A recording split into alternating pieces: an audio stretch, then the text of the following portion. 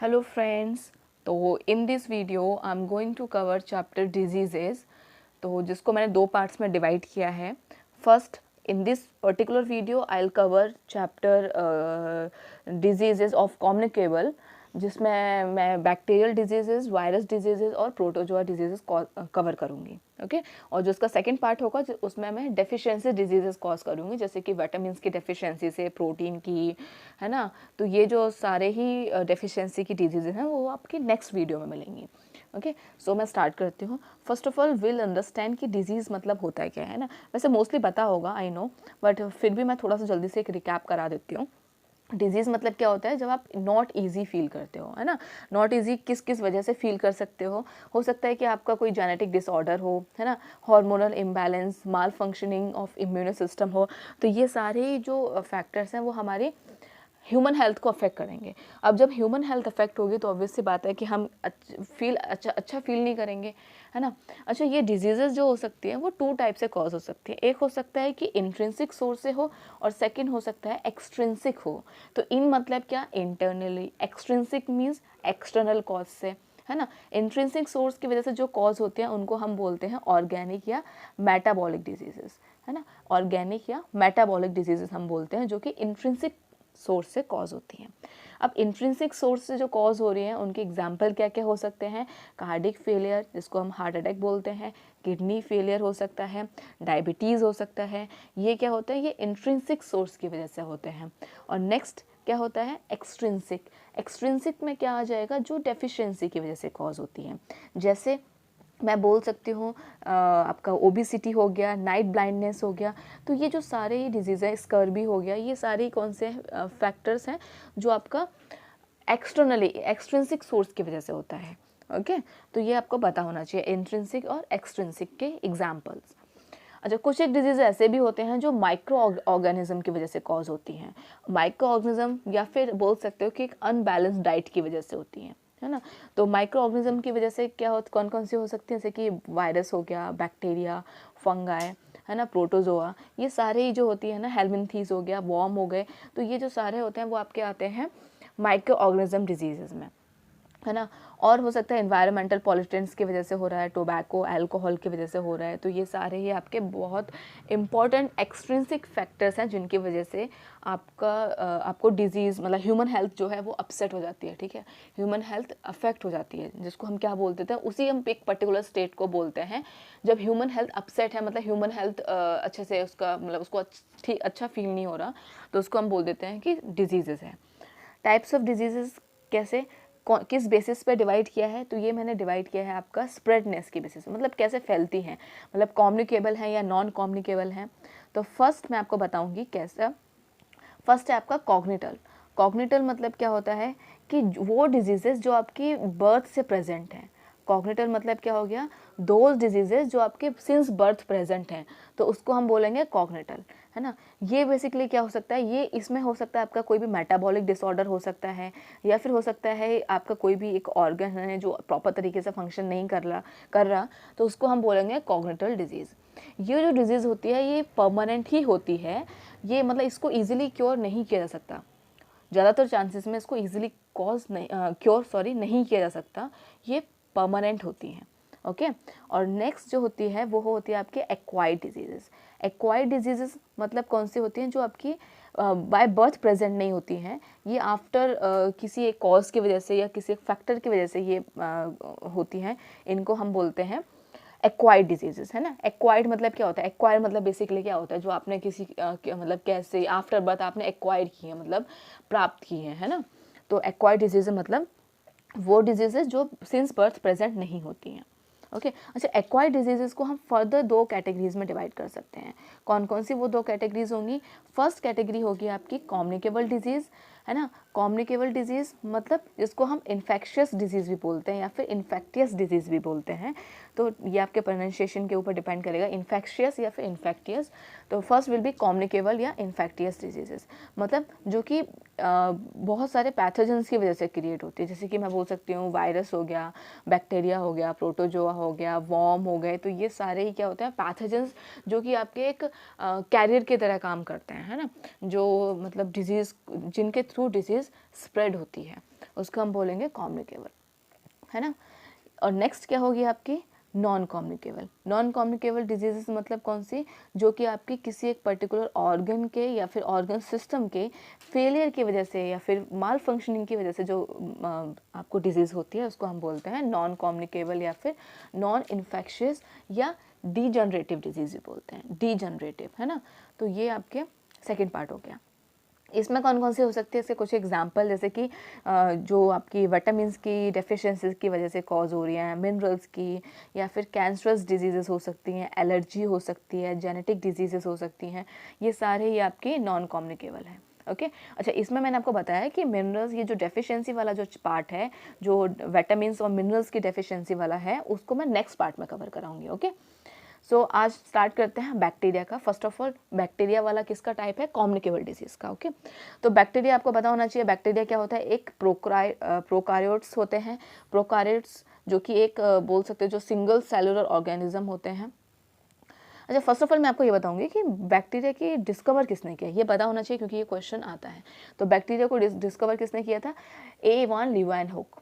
Okay bacteria was discovered by A1 Leeuwenhoek, ये आपको पता होना चाहिए। सेकंड ये प्रोकार्योट्स हैं, बता चुके हैं।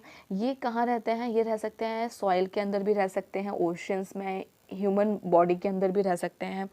ओके तो बेसिकली क्या होता है, ये मोस्ट कॉमन लिविंग मतलब ये जो रहते हैं ना वो मोस्टली एक लिविंग बॉडी के अंडर में रहते हैं। ठीक है ये पता होना चाहिए। सेकंड इसको ना हम डिफ्रेंशिएट कर सकते हैं उनकी साइज के बेसिस पे, इनकी शेप के बेसिस पे। अच्छा शेप के बेसिस पे ये क्वेश्चन आता है, मैंने एक दो बार देखा है, आई थिंक एसएससी के कोई किसी एग्जाम में आया था कि पूछा था कि जो सिलेंड्रिकल शेप का बैक्टीरिया होता है उसको हम क्या बोलते हैं। तो बता देती हूँ बेसिकली क्या होता है, 4 टाइप का होता है bacteria on the basis of their shapes. हम उसको डिवाइड कर सकते हैं 4। फर्स्ट होता है, आप सुन लो, आप नोट डाउन कर सकते हो अपने नोट्स में। फर्स्ट होता है आपका सिलेंड्रिकल या फिर रॉड शेप का बैक्टीरिया जिसको हम बोलते हैं बैसिलाई। ओके सिलेंड्रिकल या रॉड शेप का जो बैक्टीरिया होता है उसको हम बोलते हैं बैसिलाई। सेकंड जो होता है उसको हम बोलते हैं कॉकी, COCCI, कॉकी, मतलब जो स्फेरिकल होता है या फिर एक बॉल शेप का होता है। थर्ड जो होता है वो होता है आपका कॉमा शेप का या फिर स्लाइटली कर्व्ड शेप का होता है जिसको हम बोलते हैं विब्रियो, है ना, VIBRIO, विब्रियो। ठीक है लास्ट होता है आपका कॉक स्क्रू शेप का, स्पाइरल शेप का जो होता है उसको हम बोलते हैं स्पाइरेला, है ना। ये दो लास्ट के दोनों आसान थे, क्यों, विब्रियो मतलब क्या होता है कॉमा, है ना, विब्रियोस मतलब समझ सकते हो आप कॉमा शेप का होता है, स्पाइरेला मतलब हो सकता है स्पाइरल, ये तो बहुत आसान है इसको समझना। कॉकी मतलब क्या होता है स्फेरिकल शेप का हो गया, है ना। बैसिलाई लास्ट में देखो CILLI आ रहा है, मतलब सिलेंड्रिकल, आप यहाँ से याद रख सकते हो। तो 4 टाइप का है, ये इंपॉर्टेंट है, याद रखना चाहिए। ओके सेकंड इसका क्या हो सकता है कि जो बैक्टीरिया होता है ना वो मल्टीप्लाई होता है। ठीक है मल्टीप्लाई होता है मतलब एक बाइनरी फ्यूजन की जो प्रोसेस होती है उसके थ्रू बैक्टीरिया मल्टीप्लाई होता है, मतलब बाइनरी फ्यूजन की ये प्रोसेस शो करता है। ओके अच्छा एक और मैं आपको बता दूं कि बेसिकली जो बैक्टीरिया में जो रिप्रोडक्शन होता है ना वो सेक्सुअली होता है। ओके तो बैक्टीरिया सेक्सुअली रिप्रोडक्शन करते हैं, ये भी आपको पता होना चाहिए। सो अब मैं नेक्स्ट बताती हूँ आपको कौन कौन सी इससे डिजीज़ कॉज होती हैं।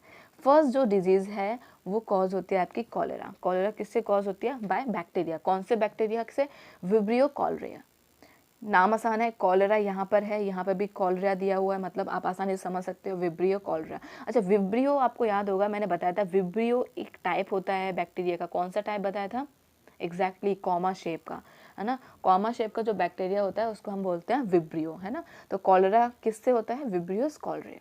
लेप्रेसी किससे होता है आपका, माइकोबैक्टीरियम लैप्री, ये भी आसान है ना, माइकोबैक्टीरियम लैप्री, लास्ट में लैप्री दिया हुआ है, आप आसानी से देख के लगा पाओगे ऑप्शन। नेक्स्ट है प्लेग। प्लेग किसकी वजह से होता है, येरसीना पेस्टिस, एयरसीना पेस्टिस की वजह से। नेक्स्ट है निमोनिया, किससे होता है, निमोनिया का बहुत बार पूछा गया है, इसका बैक्टीरिया का नाम निमोनिया होता है आपका स्ट्रेप्टोकोकस निमोनी, है ना, स्ट्रेप्टोकोकस। अच्छा कोकस मतलब कोकी आ रहा है ना, कोकस देखो यार लास्ट में जो दे रहा है COCCUS, ये वाला पार्ट मतलब कोकी। कोकी कौन सा शेप का था, स्फेरिकल शेप का, ये भी पता होना चाहिए, है ना। टेटनस किससे होता है, क्लोस्ट्रीडियम टेटनी।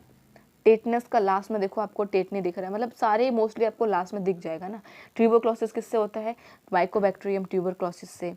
टाइफाइड किससे होता है, सैल्मोना टाइफी से। ये पता होना चाहिए क्योंकि निमोनिया और टाइफाइड, ट्यूबरक्लोसिस, इन तीनों का तो पूछा गया भी रिसेंटली। ओके, सो नेक्स्ट बताती हूँ। नेक्स्ट है आपका टाइफाइड। टाइफाइड का बता चुकी मैं आपको, सैल्मोना टाइफाई से होता है। नेक्स्ट है आपका वुफिंग कफ। वुफिंग कफ किससे होता है? बोर्डेटेला पर्टुसिस से, ये भी पता होना चाहिए। ओके, तो ये सारे आपके कुछ एक डिजीजेस थे जो कि बैक्टीरिया कॉज करता है। नेक्स्ट है हमारा वायरस। ओके, तो अब हम पढ़ेंगे वायरस से कौन कौन सी डिजीज़ होती हैं। तो सबसे पहले मैं आपको थोड़ा सा बता दूं कि वायरस के बारे में। वायरस को डिस्कवर किसने किया था? उन साइंटिस्ट का नाम क्या था? उनका नाम था इवानोवस्की। ये पूछा जाता है ना, इवानोवस्की। इवानोवस्की करके जो साइंटिस्ट थे उन्होंने वायरस को डिस्कवर किया था, इस टर्म को, है ना। सेकेंड क्या आप पूछ सकते हैं कि वायरस, अच्छा हाँ, ये पूछा जाता है कि वायरस में क्या होता है, मतलब आरएनए और डीएनए दोनों ही प्रेजेंट होते हैं या सिर्फ आरएनए और डीएनए में से एक प्रेजेंट होगा। तो ये आपको पता होना चाहिए कि वायरस में या तो डीएनए होगा या आरएनए होगा, दोनों प्रेजेंट नहीं हो सकते। ओके, या तो आरएनए होगा या डीएनए होगा, प्लस इनमें न्यूक्लियोप्रोटीन्स भी होते हैं। ओके, तो आरएनए प्लस न्यूक्लियोप्रोटीन होगा या फिर डीएनए प्लस न्यूक्लियोप्रोटीन होगा। आरएनए और डीएनए दोनों नहीं हो सकते प्रेजेंट, ये इंपॉर्टेंट टर्म पता होना चाहिए। सेकंड क्या बताना चाहिए कि वायरस आपके लिविंग और नॉन लिविंग दोनों ही तरह की प्रॉपर्टीज को शो करते हैं, non living plus living. Okay, जबकि बैक्टीरिया सिर्फ लिविंग प्रॉपर्टी शो कर रहा था, है ना। तो ये सारी आपको कुछ एक बातें पता होनी चाहिए। अब हम स्टार्ट करते हैं डायरेक्ट कौन कौन से डिजीजेज होते हैं प्लस उनके वायरस कौन से होते हैं। तो फर्स्ट है एड्स। एड्स किससे होता है आपका पता होगा, ह्यूमन इम्यूनो डेफिशिएंसी वायरस, है ना। जबकि एड्स की फुल फॉर्म भी पूछी जाती है। एड्स की फुल फॉर्म क्या होती है? Acquired immunodeficiency syndrome, AIDS की फुल फॉर्म है। Okay, acquired immunodeficiency syndrome, और इसका वायरस कौन सा है? Human immunodeficiency virus, HIV, ये पता होना चाहिए। नेक्स्ट आपका चिकन पॉक्स। चिकन पॉक्स का क्या होता है? वेरिसेला जोस्टर वायरस, है ना। अच्छा, इसमें बहुत सारे तरीके से क्वेश्चन पूछा जाता है कि इनमें से कौन सा वायरस का डिजीज़ नहीं है, मतलब वायरस कॉज डिजीज़ नहीं है। अब इसमें दे देगा एड्स, चिकन पॉक्स, ट्यूबरक्लोसिस और कॉमन कोल्ड।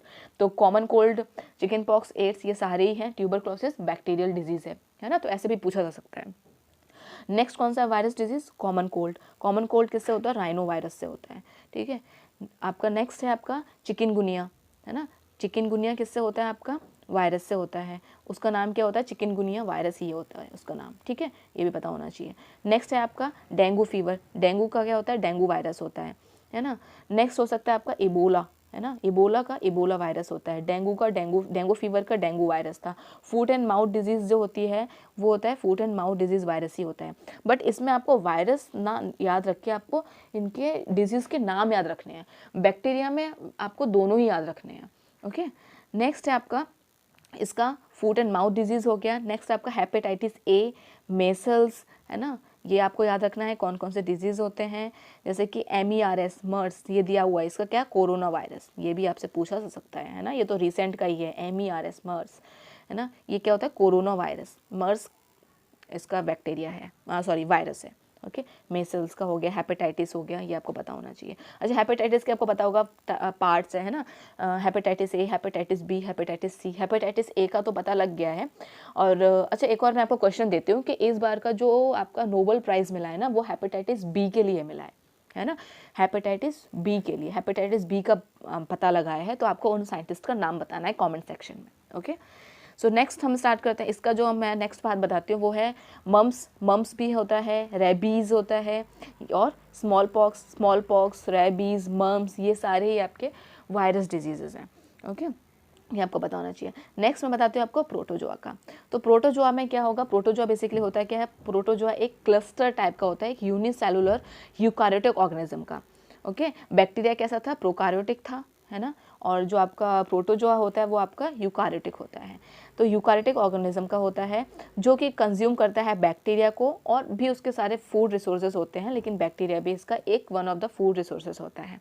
ओके, अच्छा, प्रोटोजोआ जो भी डिजीज़ कॉज करता है ना, वो लाइफ थ्रेटनिंग होते हैं, बहुत ज़्यादा डेंजरस होते हैं। डेंजरस तो सारे ही होते हैं, बैक्टीरियल वायरसेस भी होते हैं, लेकिन जो प्रोटोजोआ के थ्रू जो डिजीज़ कॉज होते हैं वो बहुत ज़्यादा डेंजरस होते हैं। ओके, अच्छा, इसके एग्जाम्पल कौन कौन से हैं? इसके एग्जाम्पल हैं एमीबिक डायसेंट्री, काला अज़र, बहुत इंपॉर्टेंट, मोस्ट इंपॉर्टेंट, आप मार्क कर सकते हैं क्योंकि ये पूछा गया है। काला अज़र का नाम, जो प्रोटोजोआ है उसका नाम बताओ। ये होता है लेशमानिया, है ना, लेशमानिया डोनोवानी, ये पता होना चाहिए। लेशमानिया डोनोवानी ही जो प्रोटोजोआ है वो कॉज करता है काला अज़र, ये बहुत इंपॉर्टेंट है। ये CDS के एग्जाम में पूछा गया, हाँ मुझे याद आ गया। है ना। नेक्स्ट है आपका मलेरिया। मलेरिया का पूछता है, मलेरिया होता है आपका प्लाज्मोडियम पैरासाइट से। स्लीपिंग सिकनेस का पूछा गया है, किससे होता है, ट्रिप्नोसोमा ब्रुसेई, है ना। स्लीपिंग सिकनेस का पूछा गया, और काला ज़र, ये दोनों ही बहुत इंपॉर्टेंट है। ओके, तो ये कुछ थे आपके डिजीज़ जो मैंने आपको कवर करवाए। सो नेक्स्ट पार्ट में मैं आपको कवर करवाने वाली हूँ सारी deficiencies disease. Thank you so much. अगर समझ में नहीं आ रही है तो आप वापस से एक बार वीडियो को देख सकते हो, समझ में आ जाएगा। Thank you.